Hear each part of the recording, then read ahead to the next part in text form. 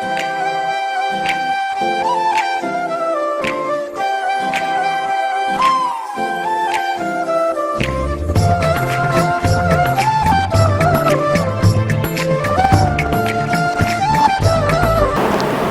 నమస్కారం. మనం ప్రతి శనివారం జరుపుకునే స్వామి భక్తుల సత్సంగానికి శుభాహ్వానం పలుకుతూ ఈరోజు ఇక్కడికి రాలేని కొందరు వృద్ధులను పరిచయం చేసుకుంటాం. పొదలకూరు మండలం తాటిపర్తి గ్రామం నుంచి ఈరోజు మన స్వామి భక్తులను పరిచయం చేసుకోబోతున్నాం. పొదలకూరుకి సుమారు 15 కిలోమీటర్ల దూరంలో ఉన్న ఈ తాటిపర్తిలో ఒక వృద్ధాశ్రమం కూడా ఉంది. స్వామిని నడిచే రోజుల్లోనే అక్కడ పలుకూరు చిన్ననాగిరెడ్డి పెంచలమ్మ దంపతులు స్వామిని ఆ ఊరికి తీసుకురావడం జరిగింది. స్వామి వారి ఇంట్లో గుండం వెలిగించి ఈ కుటుంబం దీపం ఆరిపోతుంది అని చెప్పారట.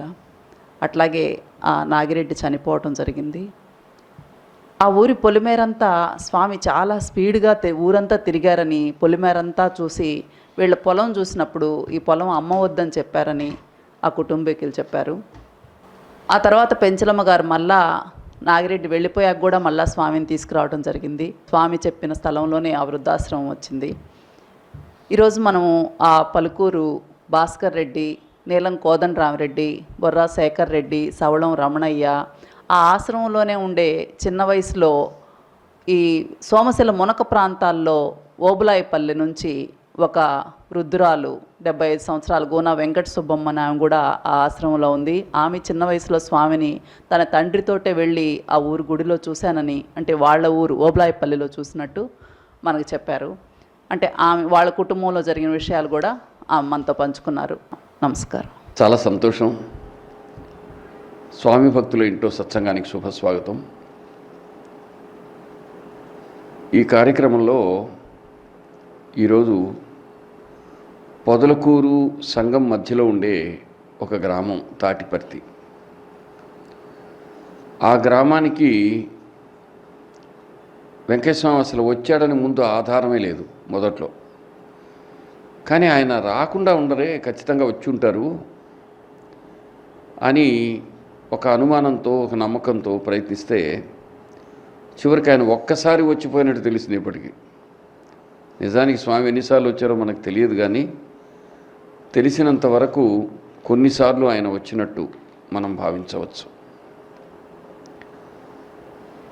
ఆ విధంగా స్వామికి సంబంధించిన ఒక చిన్న ఆచూకీ దొరికితే కూడా ఆ ఊరు, ఆ మనుషులు మనకు పరమపావనమే, మన పరిశోధనకు వాళ్ళు గమ్యమే. ఆ క్రమంలో తాటిపర్తి గ్రామంలో మీకు ఎవరికైనా తెలిసుంటే కూడా ఆ ఊరిని ఊహించండి. అది వ్యవసాయ ఆధారితమైన ఒక గ్రామం. అటువైపు నుంచి వస్తే సంగం నుంచి రావచ్చు, ఇటువైపు నుంచి పోతే పొదలకూరు నుంచి వెళ్ళవచ్చు. పొదలకూరు, మహమ్మదాపురం, విరువూరు, తర్వాత సంగం, ఆ విధంగా గ్రామాలు ఉంటాయి. ఆ గ్రామంలో కొంతమంది పెద్దవాళ్ళు స్వామిని చూసిన వారు ఈరోజు మనకు అతిథులుగా మనం చూసుకుంటున్నాం. వారు, మన అతిథులైన వీరు స్వామిని ఒకసారి 2 సార్లే చూశారు, అంతేగాని పెద్ద విశేష పరిచయాలు లేకపోయినా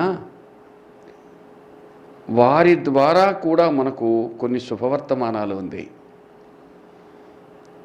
ఎందుకని వెంకటస్వామి ఈ గ్రామాలకు పిలవని వాడిది పాపం, అంటే వాడు పిలిచినా పిలవకపోయినా కూడా వెళ్ళున్నారు. కొన్ని చోట్ల పిలిస్తే వెంటనే వెళ్ళి సమాదరణీయమైన రీతిలో ఆ గ్రామాన్ని ఆశీర్వదించారు.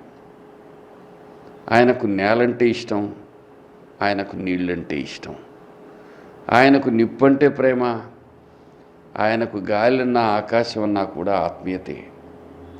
అయితే ఆయన ఇంతకు ప్రేమగమ్యంగా మానవ జాతిని మొత్తాన్ని చూశాడు. ప్రతి మనిషి ఆయన దయా పరిధిలోంచి తప్పిపోరు. మీరు, నేను, మనం, ప్రపంచంలో ఉండే మానవులందరూ స్వామి కృపకు సమపాత్రులు కాగలిగిన వారు అని అనిపిస్తుంది. అందుకని ఎవరమైనా ఎప్పుడైనా ఒకసారి వెలుగెత్తి పిలుచుకోదగినటువంటి స్వామి వెంకయ్య స్వామి. ఒక ఆయన ఒక్క లైన్లో ఒక సంఘటన చెబుతాడు. ఒక బొర్రా శేఖర్ రెడ్డి, వయసు 7-10 దాటాక మరో 2. ఆయన 6వ తరగతి చదువుతుండేప్పుడు స్వామి ఊర్లో డోలీలో తిప్పారుట.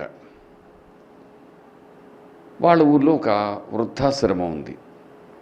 ఆ ఊరి ఆశ్రమం దగ్గర ఎక్కడికో వచ్చి వెళ్ళారు. అప్పుడు వృద్ధాశ్రమం లేదు. బడిలో పిల్లలకంతా దారాలు ఇస్తే మేము చేతులకు కట్టుకున్నాం అంటే వెంకయ్యస్వామి అనుగ్రహాశీస్సులు ఆ విధంగా లభించాయి అని చెప్పారు ఆయన. మనకేం తెలుస్తుంది? అప్పటికే యజ్ఞ సమానమైన తమ తపోమయ కార్యక్రమాన్ని విస్తరింపచేస్తున్నారన్నమాట స్వామి. అదేవిధంగా మరొక రమణయ్య, ఆయన ఇంటి పేరు సవళం. ఆయన స్వామిని చూశాడానికి 15-16 ఏళ్ళు ఉంటాయి. మళ్ళా ఆయనకు ఒక 20 ఏళ్ళు వచ్చినప్పుడు పలుకూరు చిన్ననాగిరెడ్డి ఇంటికి తీసుకొస్తే వెళ్ళామన్నారు. మొట్టమొదటిసారి వచ్చినప్పుడు ఆయన వేగంగా నడిచి వచ్చారు. రెండవసారి వచ్చినప్పుడు వంచ కట్టి తీసుకొచ్చారు. వంచ అంటే 4 వైపులా ముడివేసి ఒక కర్ర లాంటిది తగిలించుకొని దాంట్లో కనుక తీసుకెళ్తే దాన్ని వంచ అంటారు. అది స్వామి ఎప్పుడైనా ఆయన ఎక్కడికన్నా వెళ్ళాలంటే ఏం ఆగేదే లేదు. ఎట్లా అయినా సరే, ఏ మార్గంలో అయినా సరే ఆయన వెళతారంతే. అటువంటి స్వభావం అయింది. మరొక పెద్దవారు నీలం కోదన్ రామరెడ్డి, తిరుపాలరెడ్డి రత్నమ్మలనే వారి బిడ్డ ఆయన. ఆయన వాళ్ళ ఊర్లో వేగంగా స్వామి తిరిగి ఆ ఊరి పొరిమేరంతా కూడా తిరిగి ఇంటికి వచ్చి, వాళ్ళ ఇంటికి చిన్ననాగిరెడ్డి ఇంటికి వచ్చి ఆయన అలా సాలోచనగా చూసి ఈ కుటుంబం దీపం ఆరిపోతుందని చెప్పి ఒక స్థలాన్ని చూపించి ఈ స్థలం మాత్రం అమ్ముకోకండి అని చెప్పారుట. అంటే కొంతకాలానికి స్వామి చెప్పినట్టే ఆ చిన్ననాగిరెడ్డి వ్యాధిగ్రస్తుడై మరణించాడు. ఆయన కూతురు పేరు హనుమాయమ్మ, ఆమె కూడా కాలం చేశారు. అప్పుడు వాళ్ళ బిడ్డలు మాత్రం సుభిక్షంగా ఉన్నారు. ఆ తర్వాత ఒక ఇదేంటంటే స్వామి ఏం చెప్పారో అది అక్కడ జరగడం విశేషం అన్నమాట. మర్రిపల్లిలో కూడా ఈయన ఒకసారి వెంకయ్య స్వామిని చూసింది జ్ఞాపకం చేసుకుని మనకు చెప్పారు. అక్కడ వేలిముద్రలు అవి ఇచ్చేవారు. రేకలో పోసిన జావ అన్ని దిశలా బ్రహ్మార్పణం చేసి ఆయన కొంచెం మతం తీసుకునేవారు. మంట ముందు కూర్చుని మాట్లాడుకునేవారు. అసలు ఆ రోజుల్లో బస్సు వాళ్ళు కూడా ఆపి వెంకయ్య స్వామిని ఎక్కించుకోకపోవడం ఆయన చూశాడు. ఈ విధంగా ఆయన కొన్ని జ్ఞాపకాలు చెప్పారన్నమాట. ఆయనే ఇప్పుడు ప్రస్తుతం ఉండే వృద్ధాశ్రమానికి తమ స్తోమత చాలకున్నా 1 ఎకరా పొలం ఇచ్చినవారు. తమాష ఏంటంటే భగవంతుడి దయవల్ల ఆయనకు స్వామి ఏం చెప్పారు? ఆ పొలం అమ్మద్దన్నారు. పొలం సొంతదారులు ఏం చేశారు? ఆయన అమ్మద్దన్నారు కాబట్టి మనవాడివి నువ్వే తీసుకోమని ఆ భూమి ఆయనకి ఇచ్చారు. అందులో 1 ఎకరా ఆశ్రమానికి ఇవ్వడం జరిగింది. ఈ విధంగా ఈ ప్రాంతంలో ఎక్కడ ఏ చిన్న మంచి పని జరిగినా ఎక్కడో వెంకయ్యస్వామి దయా వరదాభయ హస్తం ఉండటం ఆశ్చర్యకరంగా ఉంటుంది. మానవ జీవన వికాస పరిణామ క్రమంలో కొన్నిసార్లు కొందరు ఇబ్బంది పడక తప్పదు. కొన్నిసార్లు ఆ ఇబ్బందులు చాలా బాగుంటాయి. ప్రపంచంలో మానవాభ్యుదయం అని జరిగే పనులన్నిట్లోనూ కొంతమందికి తప్పదు, ఘర్షణ తప్పదు, బాధ తప్పదు. ఉదాహరణకి రైతు పొలం దున్నుతున్నాడు, అందులో కొన్ని ఎర్రలు తెగిపోక తప్పవు. అదే క్రమంలో మనుషుల విషయం కూడా. సోమశిలలో ఒక ప్రాజెక్ట్ వచ్చింది. సోమశిలలో ప్రాజెక్ట్ అంటే పోయే నది నీళ్లు ఆపుతారు. ఆ నీళ్లు ఎక్కడ స్టోర్ చేయాలా అంటే దానికి అడ్డుకట్ట కట్టగానే అవతల ఎక్కడైతే పల్లం ఉందో అక్కడంతా నిండిపోతుంది. అందుకని అక్కడుండే గ్రామాలన్నీ లేపేశారు. వాటిని మునక గ్రామాలని పిలుస్తారు. సోమశిల ప్రాజెక్టు రావాలని ఆశీర్వదించిన వెంకయ్యస్వామి ఆయన ఏం చేశారంటే ఆ మునక గ్రామాలకు కూడా ముందుగా వెళ్ళి అక్కడి వాళ్లను అనుగ్రహించిన రీతి ఎంతోమంది చెప్పారు. ఈరోజు కూడా మనం ఒక గుణ వెంకట సుబ్బమ్మ అనే 75 ఏళ్ల వృద్ధురాలి మాటలో మనం విందాం. కొండారెడ్డి రాములమ్మ అనేవారు వాళ్ళది ఓవులాయపల్లి. వాళ్ళు అక్కడి నుంచి బయలుదేరి ఇదిగో ఈ తాటిపర్తికి వచ్చి ఉన్నారనమాట. వాళ్ళు జ్ఞాపకం చేసుకుని చెప్పిన విషయం ఇది. అది సోమశిలకు 12 కిలోమీటర్ల దూరం ఉంది. అంటే సోమశిల మునక ప్రాంతపు గ్రామాలు అక్కడ దాకున్నాయన్నమాట. ఇప్పుడు ఒక దేశం ఉంది, భారతదేశం ఉంది. భారతదేశం విడిపోయినప్పుడు పాకిస్తాను, బంగ్లాదేశ్ ఇట్లా 3 భాగాలైంది. ఇప్పుడు మనకి ఒకప్పుడు చాలా ఆత్మీయంగా ఉన్నటువంటి చోట బార్డర్స్ ఏర్పడ్డాయనుకోండి, దేశ హద్దులు ఏర్పడ్డాయనుకోండి, అవి నిరంతరం యుద్ధానికి ఘర్షణకు కారణమైపోయి వాళ్ళ జీవితం అస్తవ్యస్తం అయిపోతుంటుంది. అదేవిధంగా ఒక పెద్ద ప్రాజెక్ట్ వచ్చిందనుకోండి, ఎంతోమందికి మేలు జరుగుతుంది, అందులో అనుమానం లేదు. కానీ కొంతమందికి బాధ కూడా, ఇబ్బంది కూడా వస్తుంది. ఆ విధంగా మునిగిపోయిన గ్రామపు ఈమె అటువంటి వాళ్ళు ఎందరో ఉన్నారు. తన 10 ఏళ్ల వయసులో వాళ్ళ ఊరికి స్వామి వస్తే ఆయన ఓబులాయపల్లి రామాలయానికి వచ్చాడని, అక్కడ వాళ్ళు ఏం చేశారంటే స్వామి వస్తే అంతా తిరిగి వీళ్ళ నాయనతో అన్నాడట, కొండారెడ్డితో, ఏమని, నీకు 4 బిడ్డలు కదా, నీ ఆడబిడ్డలు అంత వాళ్ళ కుటుంబం నిలవదు, మగపిల్లల కుటుంబం బాగుంటుంది, నిలుస్తుంది అని చెప్పారు. ఆయన చెప్పిన మాట ప్రత్యక్షరం నిజమైంది. అదేవిధంగా మా అన్న కడపలో విలేజ్ అసిస్టెంట్గా రిటైర్ లక్షణంగా ఉన్నాడు. అదేవిధంగా మా అన్న పెళ్ళి ఘనంగా జరిగింది. స్వామి ఎంత ఆహారం పెట్టినా ఒక్కసారి తినేవారు అనేది కూడా ఆమె గమనించి చెప్పారు. ఇక్కడ విశేషం ఏంటంటే స్వామి అనుగ్రహానికి పాత్రం అవ్వడం అంటే ఎవరికి ఎక్కడ ఎప్పుడు ఏది అవసరమో అక్కడ స్వామి ప్రత్యక్షం. ఆ విధంగా స్వామి చేసిన కృషి చాలా అరుదైనది, అపురూపమైనది. అందుకని ఆ మహాత్ముని స్మరించగలిగిన దివ్యత్వానికి, మన ధన్యతకు భగవంతుడి కృతజ్ఞత తెలియజేసుకుంటూ స్వామిని స్మరిద్దాం.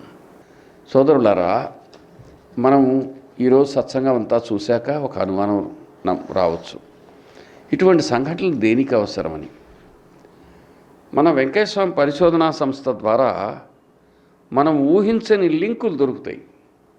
ఎక్కడో అవసరమైన ఒక చిన్న సంఘటనకు ఆధారభూతమైన మరో స్వామి దివ్యత్వాన్ని ప్రపంచానికి తెలియచేసే సంఘటనలు ఎక్కడో ఎక్కడి నుంచో తెలుస్తూ వస్తుంటాయి. ఆ విధంగా మనం ప్రతి గ్రామానికి వెళ్ళి అక్కడ దొరికినటువంటి చిన్న సంఘటనను కూడా అపురూపంగా పదిలపరుచుకొని మీ వంటి భక్తులతో పంచుకోవటం మహదానందదాయకంగా ఉంటుంది. ముఖ్యంగా ఎక్కడ పేదరికం ఉందో, ఎక్కడ ఆకలి ఉందో, ఎక్కడ అన్నార్తులు ఉన్నారో, ఎక్కడైతే రోగము, బాధ, కష్టము, కన్నీళ్ళు, చేద్దామంటే పని లేదు, ఉందామంటే ఇల్లు లేదు, బతుకుదామంటే బతుకు దుర్భరం అన్నవారికి గొప్ప తోడుగా వెంకటేశ్వరం వెలిగాడు. ప్రాచీన భారతీయ ఋషి ఆధునిక కాలంలో గన ఉంటే ఏ విధంగా సుభిక్షంగా వరప్రసాదం ఇచ్చి అనుగ్రహించి కాపాడుతారో అదే స్వామి జీవితం అంతా కూడా. ఆయన ఒక అద్భుతమైనటువంటి తపోనిష్ఠుడు. తక్కువ మాట్లాడతాడు, ఎక్కువ పనిచేశారు.